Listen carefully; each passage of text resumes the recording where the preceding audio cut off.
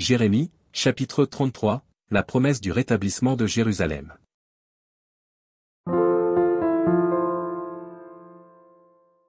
La parole de l'Éternel fut adressée à Jérémie une seconde fois, en ces mots, pendant qu'il était encore enfermé dans la cour de la prison. Ainsi parle l'Éternel, qui fait ces choses, l'Éternel, qui les conçoit et les exécute, lui, dont le nom est l'Éternel. Invoque-moi, et je te répondrai, je t'annoncerai de grandes choses, des choses cachées, que tu ne connais pas. Car ainsi parle l'Éternel, le Dieu d'Israël, sur les maisons de cette ville et sur les maisons des rois de Juda, qui seront abattus par les terrasses et par l'épée.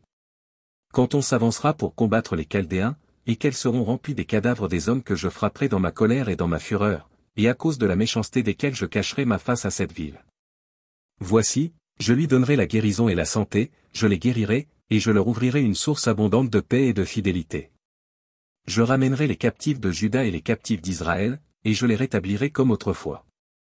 Je les purifierai de toutes les iniquités qu'ils ont commises contre moi, je leur pardonnerai toutes les iniquités par lesquelles ils m'ont offensé, par lesquelles ils se sont révoltés contre moi. Cette ville sera pour moi un sujet de joie, de louange et de gloire, parmi toutes les nations de la terre, qui apprendront tout le bien que je leur ferai, elles seront étonnées et émues de tout le bonheur et de toute la postérité que je leur accorderai.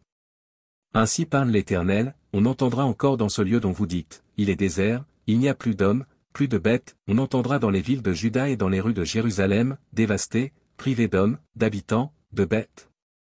Les cris de réjouissance et les cris d'allégresse, les chants du fiancé et les chants de la fiancée, la voix de ceux qui disent, louez l'Éternel des armées, car l'Éternel est bon, car sa miséricorde durera toujours.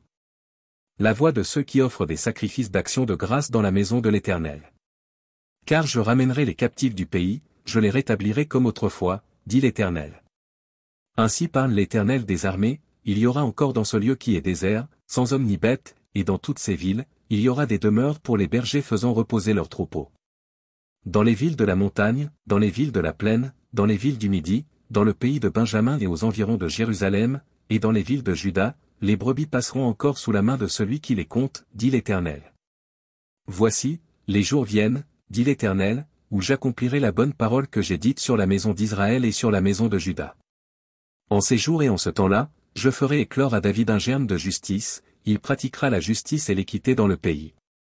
En ces jours-là, Juda sera sauvé, Jérusalem aura la sécurité dans sa demeure, et voici comment on l'appellera, l'Éternel notre justice. Car ainsi parle l'Éternel, David ne manquera jamais d'un successeur assis sur le trône de la maison d'Israël. Les sacrificateurs, les Lévites, ne manqueront jamais devant moi de successeurs pour offrir des holocaustes, brûler de l'encens avec les offrandes, et faire des sacrifices tous les jours. La parole de l'Éternel fut adressée à Jérémie, en ces mots. Ainsi parle l'Éternel, si vous pouvez rompre mon alliance avec le jour et mon alliance avec la nuit, en sorte que le jour et la nuit ne soient plus en leur temps. Alors aussi mon alliance sera rompue avec David, mon serviteur, en sorte qu'il n'aura point de fil régnant sur son trône, et mon alliance avec les Lévites, les sacrificateurs, qui font mon service. De même qu'on ne peut compter l'armée des cieux, ni mesurer le sable de la mer, de même je multiplierai la postérité de David, mon serviteur, et les Lévites qui font mon service. La parole de l'Éternel fut adressée à Jérémie, en ces mots. N'as-tu pas remarqué ce que disent ces gens, les deux familles que l'Éternel avait choisies, il les a rejetées? Ainsi ils méprisent mon peuple, au point de ne plus le regarder comme une nation. Ainsi parle l'Éternel, si je n'ai pas fait mon alliance avec le jour et avec la nuit, si je n'ai pas établi les lois des cieux et de la terre. Alors aussi je rejetterai la postérité de Jacob et de David, mon serviteur, et je ne prendrai plus dans sa postérité ceux qui domineront sur les descendants d'Abraham, d'Isaac et de Jacob. Car je ramènerai leurs captifs, et j'aurai pitié d'eux.